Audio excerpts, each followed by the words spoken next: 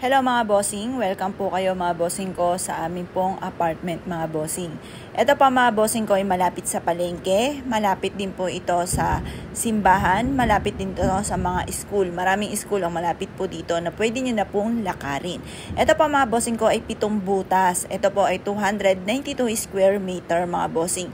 May kanya-kanyang CR, may kanya-kanyang kwarto, may lababo at labahan mga bossing ko sa loob mga bossing.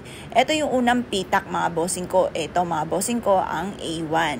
Yan. May kanya-kanya po silang mga bubong mga bossing ko ng pintuan para hindi kayo maampiyasan. Yan po mga bossing ko ay bagong-bago mga bossing ko. Yan. Ito naman yung B2 mga bossing. B2, may sarili rin po siyang labahan. Nilagyan po siya ng bubong po dyan mga bossing ko. May mga abang din siya ng lagay ng aircon. May salas, may kusina, may kwarto mga bossing. At ganoon din po may sariling lababo at CR. Ito naman ang C3 mga bossing. Ganoon din po yan mga bossing ko. Yan po ay may abang na ng aircon. Pero sa loob ang abang ng aircon para safe po kayo mga bossing ko. Pero safe naman po yan dahil lahat po yan ay naka-welding mga bossing ko. Yung mga nakita niyo po yung bakal sa taas na naka-welding po yan. Kaya malabo po na kayo ay mapasok po dyan. Ito naman po mga bossing ko ang D4. May kanya-kanya po yung kontador sa tubig, kontador mga bossing ko sa ilaw. Ayan po naman po mga bossing. Kasya po dyan ang 3 anak at mag-asawa. Meron din po siya mga bossing ko ng CR at labahan, lababo, salas at kusina mga bossing. Yan.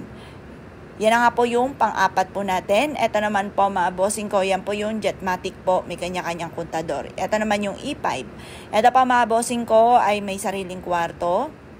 3 anak kasya at saka mag-asawa.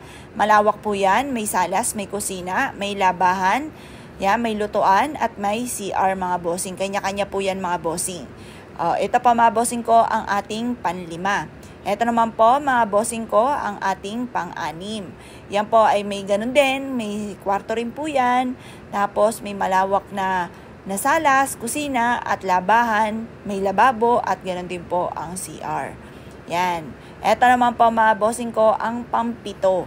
Yan na po yung pang-6. Ito yung pang-7. Ito yung pinakamalaki mga bossing.